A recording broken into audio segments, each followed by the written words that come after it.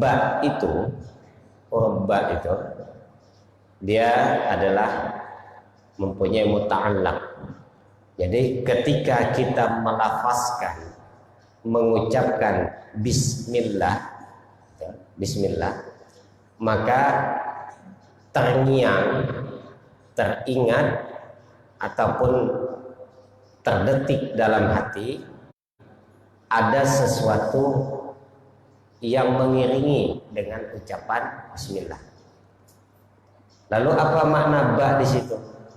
Ba di situ maknanya lil isti'anah. Jadi ketika kita mengucapkan bismillah, maka di situ ada isti'anah, sesuatu yang kita harus minta tolong. Nah, itu tujuannya. Ketika kita baca bismillah, maka tanamkan dalam hati kita atau dalam pikiran kita bahwa ketika kita melafazkan bismillah, di situ harus tertanam dalam hati, saya minta tolong.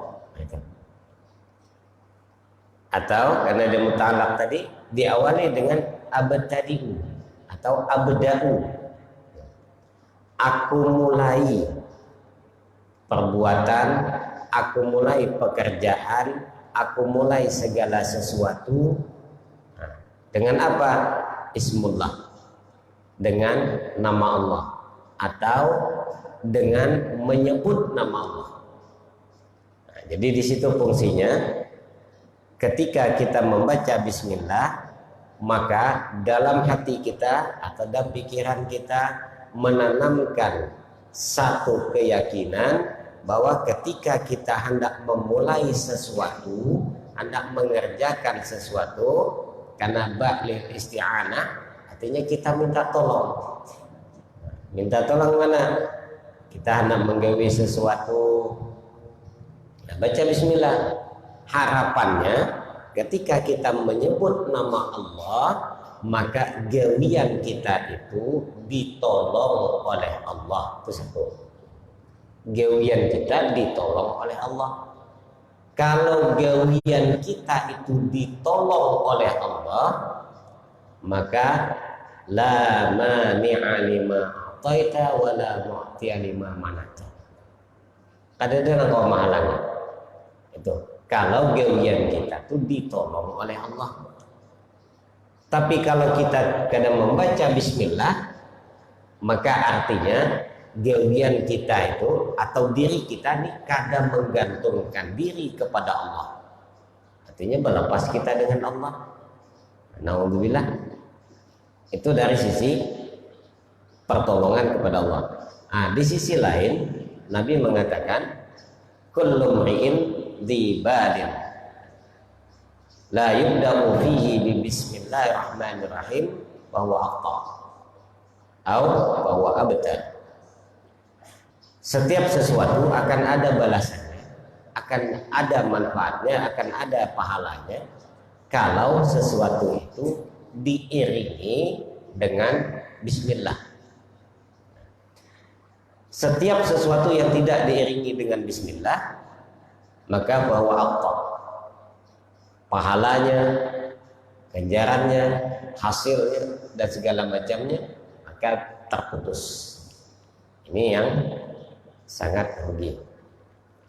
Nah, maka dari itu ketika kita membaca bismillah, nah, maka tanamkan dalam hati, aku minta tolong dengan Allah ketika membaca bismillah tadi.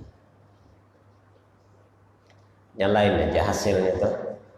Orang yang betul-betul baca bismillah artinya pasrah, ini minta tolong dengan Allah, maka akan lain hasilnya dengan orang yang tidak membaca bismillah. Nah, sebagian ulama memberikan pentafsiran ketika kita membaca bismillah itu maknanya amar, perintah di situ. Hendaklah kamu sebut nama Allah. Jadi nama Allah. Allah sendiri sebenarnya itu, Allah itu Kalimatnya itu Allah itu adalah nama bagi zat wajibil wujud. Nama bagi zat wajibil wujud. Namanya Allah memperkenalkan dirinya dengan nama gitu, dengan nama Allah, zat yang wajibil wujud. Kalau kita mau ungkaikan, kalau kita mau bongkar, itu banyak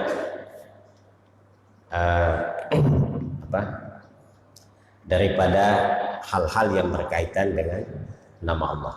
Karena segala sesuatu yang ada di alam ini kembali kepada nama itu.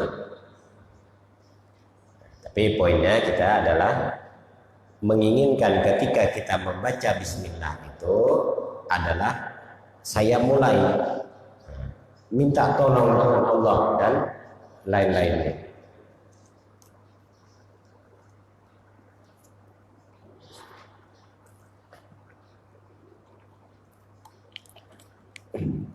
Nah, kemudian itu tadi bismillah. Kemudian Ar-Rahman, Ar-Rahman dan Ar-Rahim. Yang mana Ar-Rahman Ar-Rahim itu adalah na'at. Biasanya an-na'tu tabi'un lil man'ut. Jadi karena barisnya hi di situ, bismillahi, jadi bacanya Ar-Rahmani Ar-Rahimi. Tapi mun ada orang yang membaca Bismillahirrahmanirrahim. Ketika kalau kita Rahman, ini ulama tafsir lebih menekankan kepada kasih. Nah, ini maknanya kasih, padahal maknanya sama, artinya sama. Nah, kasih biasanya diterjemahkan dengan kasih. Kemudian rahim, nah, ketika kita menyebut rahim itu seakan-akan bayangan kita biasanya ketika kita menyebut rahim itu akan terbayang, terlintas dalam benak kita antara ibu dengan anak, karena yang mengandung rahim. Nah, ini kaitannya nih. Nah, jadi kaitannya seperti seorang ibu dan anak. Jadi ibu yang sedang mengandung, nah, bagaimana kasih dan sayangnya seorang ibu yang sedang mengandung anaknya. Nah, ulama tafsir memberikan pemahaman atau memberikan penjelasan Rahman itu adalah, makanya diterjemahkan dengan kasih. Prinsipnya kasih itu sementara, nah, gitu tuh, sementara aja. Makanya lebih kata ulama tafsir, Rahman itu umum. Jadi untuk seluruh makhluknya Rahman. Nanti untuk umat Islam itu dah nambah iman, maka Rahim. Karena gitu tadi, Rahman itu sifatnya adalah sementara. Ini Rahim itu permanen, kekal. Makanya diterjemahkan, ditafsirkan oleh ulama tafsir, Rahim itu nanti untuk umat Islam yang di surga. Nah, kalau Rahman itu di seluruh alam ini, seluruh alam ini. Dari mana perbedaannya antara alif dengan ya?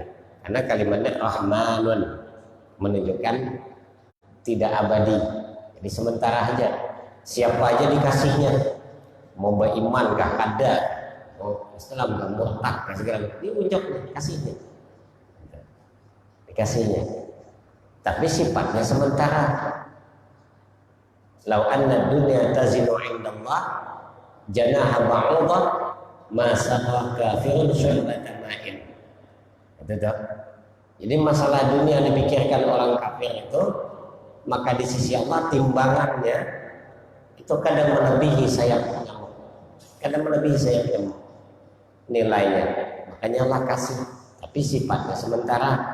Tapi rahim Allah itu permanen. Nah, permanen. Ini pemahaman dari ulama-ulama tafsir. Nah, kesimpulannya bahwa bismillah itu adalah qat'i, artinya tetap, kada bisa ditolak, kada bisa dibantah, ia adalah kalamullah. Jadi bismillah itu ada, bismillahirrahmanirrahim itu adalah kalamullah. Wal hasilu anna al-basmalata min kalamillahi qat'an faman ankaraha kufran wa kaunuha ayatun min kulli surah awla khilafun bainal a'immah. Walhasil annal basmalata min kalamillah qat'an. Kasarnya bahwa bismillah itu adalah kalamullah. Kalamullah qat'an itu kalau dalam istilah fikih ada istilahnya hukum itu ayat qat'an atau qat'iyah, pasti. Kalau pasti itu kadang kalau ditawar-tawar lagi. Nah, jadi nanti kalau dalam ayat Quran ada nanti pembagiannya, ini ayat qat'iyah, ini ayat dhanniyah. Artinya apa? Kalau ayat ini qat'iyah itu hasilnya, artinya, maknanya kalau ditawar-tawarkan. Seperti Allahu la ilaha illahu. Allah tidak ada Tuhan selain Dia. Itu kan kalau ditawar-tawar lagi tuh. Kadang kalau diterjemahkan, kadang kalau dipapai lagi tuh. Atau ayat hurrimat alaikumul maitatu waddam wa lahmul khinzir. Diharamkan kepada kalian itu mayit bangkai, darah, daging babi. Itu kalau ditawar-tawar lagi sampai kiamat kayak itulah. Nah, itu qat'iyah kan. Ya, iya, pasti. Nah, begitulah dengan bismillahirrahmanirrahim, maka dipastikan itu adalah kalamullah, ayat Quran. Maka dari itu hati-hati. Nah, riwayat daripada Umar bin Abdul Aziz, Rasulullah pernah lewat berjalan-jalan dengan beberapa sahabat. Beliau menemukan ada kertas. Nah, kertas itu diambil oleh Sidin, diunjuk. Nih, buka, apa isinya? Kertasnya, apa isinya? Maka ketika dibuka oleh sahabat Nabi, ya Rasulullah, ini isinya ada tulisan Bismillahirrahmanirrahim. Bismillahirrahmanirrahim. Maka apa kata Rasulullah? La'anallah, Allah melaknat. La tada'u Bismillahirrahmanirrahim tadi illa fi mawdi'i. Hati-hati, jangan meletakkan, jangan menandak, jangan menaruh sesuatu yang ada tulisan Bismillahnya nang ada pada tempatnya. Betul. Hati, karena ini kalamullah. Jangan menaruh, jangan meletakkan, jangan menulis Bismillah tadi yang bukan pada tempatnya.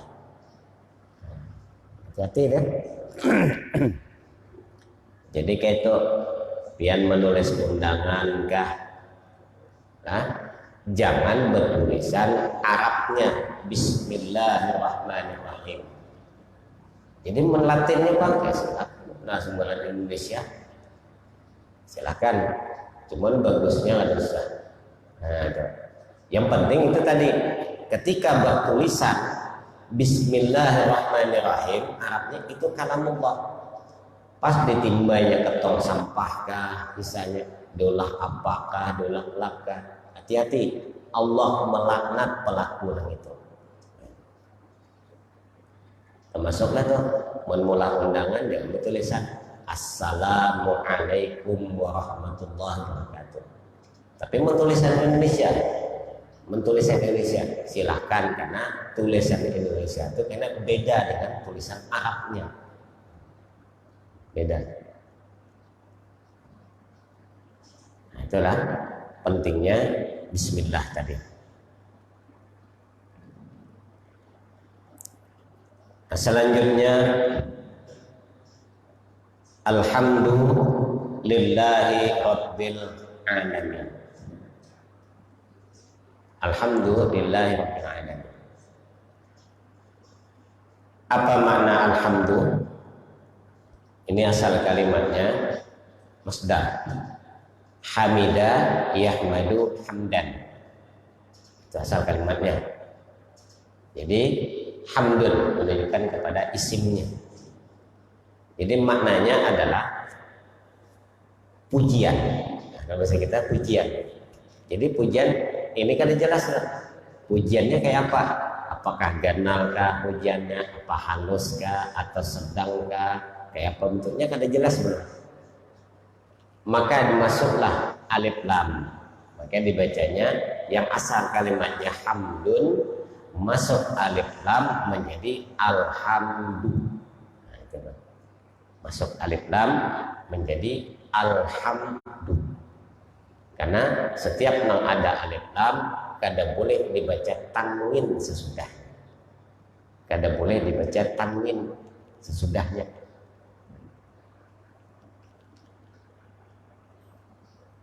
Pama baitun.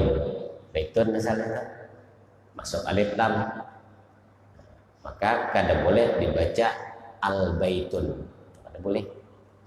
Jadi bacanya al-baitun. Itulah dengan alhamdulillah. Nah asalnya hamdun puji-pujian. Masuk alif lam maka dibaca alhamdu. Apa maknanya? Nah sebagian mengatakan alhamdu tadi itu menjelaskan, mentakrifkan, menjelaskan. Maka sebagian mengatakan ini alif lam itu ada lil istighraq. Jadi apapun itu, nah asalnya kada jelas nih pujiannya itu, dijelaskan.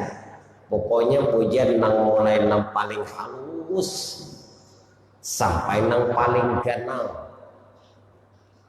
Sekarang apa makna pujian? Pujian itu umumnya kepada sesuatu nang bagus, sesuatu nang bagus. Nah, mulai nang paling halus, apapun itu pujian. Lalu dijelaskan karena ini kalimatnya mubtada. Awal kalimat menjelaskan pujian yang paling halus, yang setengah, yang paling ganal, apapun itu bentuknya puji-pujian. Maka apa? Lillah. Nah, itu. Ya salkamnya lillahil hamidi. Itu kalau sempurna kalimatnya. Alhamdulillahil hamidi. Kalau sempurna kalimatnya. Jadi asalnya puji-pujian yang paling halus sekalipun paling ganal apapun itu. Nah, makanya sebagian namanya lil jinsi. Itu lamnya lil jinsi, menunjukkan kepada individu. Apapun itu jenisnya, puji-pujian itu, maka hakikat pujian lillahil hamid. Lam lil milik Allah mutlak. Ampun Allah segala pujian tadi. Makanya itu yang ada tertulis lillahil hamid. Hamidnya itu yang alhamidnya ada tertulis. Karena itulah mengikuti. Maka apapun itu pujian mutlak milik Allah. Mutlak milik Allah. Mulai yang paling halus sampai yang paling ganal, pokoknya ngaran pujian itu mutlak milik Allah atau Allah pemilik mutlak puji-pujian. Maka dari kalimat alhamdulillah inilah, kalau disebutkan dalam tafsir Marah Labid Syekh Nawawi Banten itu, inilah awal cabangnya usuluddin. Nah, usuluddin ini awalnya. Jadi ketika kita baca alhamdulillah itu sudah paham kita bahwa apapun, sekecil apapun pujian itu mutlak milik Allah. Jadi contohnya gini, contohnya kita baca amin, mai gagahnya wakleh, ini cermin nih, mai bungasnya. Nah, kalimat yang semacam itu kita sadari atau tidak, tetap kita memuji, walaupun yang kita puji awak kita sendiri tuh. Nah, itu tuh tanpa kita sadari, mungkin Kita memuji, nah mantapnya, mak gagahnya, mak kuatnya aku, biasanya itu. Tapi pahamilah dari kalimat itu bahwa menunjukkan sekecil apapun pujian itu pada hakikatnya milik Allah. Maka dari itu disitulah kalimat awal dari cabang usuluddin, mengajarkan kepada kita dari alhamdulillah tadi. Inilah tafsir itu, kita memecah, menjelaskan. Nah, maka apapun pujian, hendak bungaskah, hendak gagahkah, hendak kuatkah, karena secara hakikatnya bahwa coba lihat, kita lahir, kita jadi diberi potongan kayak ini, kita ada semua betapa, ada karena betapa ya Allah, amun aku lahir karena kayak inilah rupaku, kayak inilah potonganmu, mancunglah hidung, ada mancung ke dalam, ada mancung keluar, segala macamnya. Ada semua tampak. Lalu kita memuji diri kita. Pada sebelumnya kita ada semua pesan kayak ini potongan. Tentu kita merasa ya Allah gagahnya aku, ya Allah bungasnya aku, ya Allah kuatnya. Sebelumnya kita ada semua pesan. Minta kayak ini potongan, minta kayak ini bentuknya. Lalu kita mengaku, nah itu tuh. Mai begahnya aku, mai mantapnya aku, mai kuatnya. Kita mengaku, padahal sebelumnya kadang pun kita, lah, kadang pun kita ada semua pesan, kita tahu beres, tahu-tahu kita mengaku, oh kita emang gagah, kita emang mantap, kita emang itu ini. Nah, maka kembalilah kalimat tadi, alhamdulillahil hamid. Mutlak pujian apapun yang sekecil apapun, kembali inilah pemilik mutlak segala pujian itu. Jadi mulai dari alhamdulillah tadi itu mengajarkan. Makanya kata dalam tafsir Syekh Nawawi Banten itu, nah inilah awalnya. Maka sebagian ulama tafsir mengatakan bahwa Fatihah itu turun di awal. Tapi perbedaan ini jangan dipikirkan. Ini juga perbedaan biasa saja.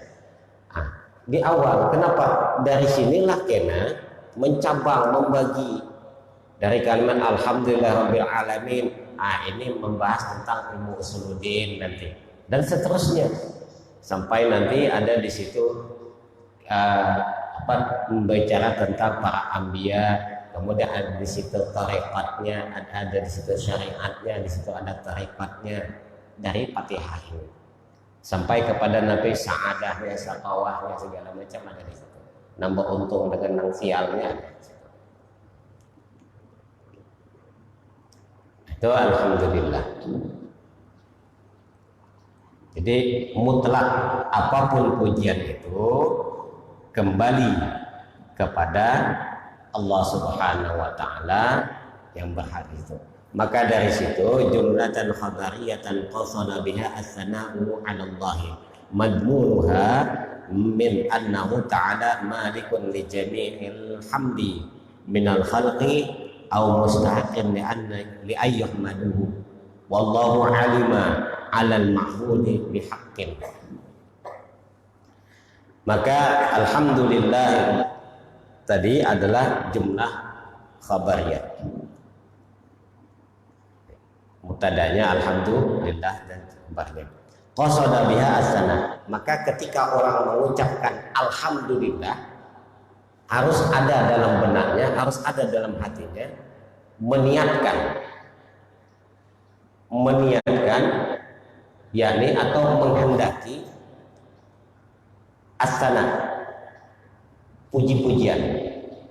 Jadi harus ada dalam hati ketika kita alhamdulillah, ada yang dilintaskan dalam hati, aku memuji Allah. Nah, itu tuh. Amdahu lillah. Amdahu alhamdulillah.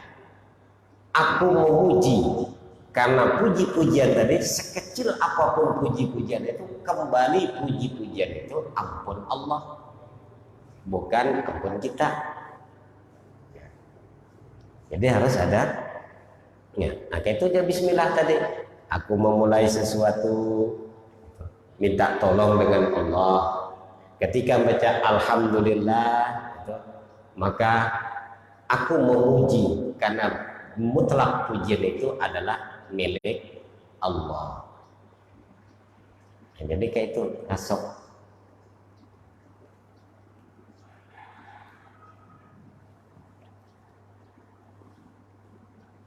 Rabbil alamin. Rabbil alamin. Pahamlah? Alhamdulillah kembali milik Allah. Rabb dari, kalau apa artinya biasanya lebih ulama tafsir lebih memberikan pengertian kepada pemelihara, keraja, mengatur dan segala macam. Ini mana Rabb. Kalau biasanya diterjemah dengan apa? Tuhan. Al-alamin. Nah, Rabbil alamin. Ini dari kalimat alam. Alam. Nah, ini kembali tadi yang merucut. Inilah cabang dari usuluddin. Dari alhamdulillahi rabbil alamin, artinya kita sudah disuruh bertauhid. Disuruh bertauhid. Rabb itu pengatur, pemelihara, gitu. Al-alam, al-alam. Jadi alam ini adalah makhluk, gitu. Alam adalah makhluk. Selain Allah itu pokoknya alam kan.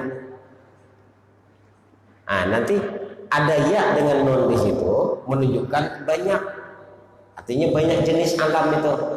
Ada jenis manusia, alam juga, jenis hewan, alam juga, tuh.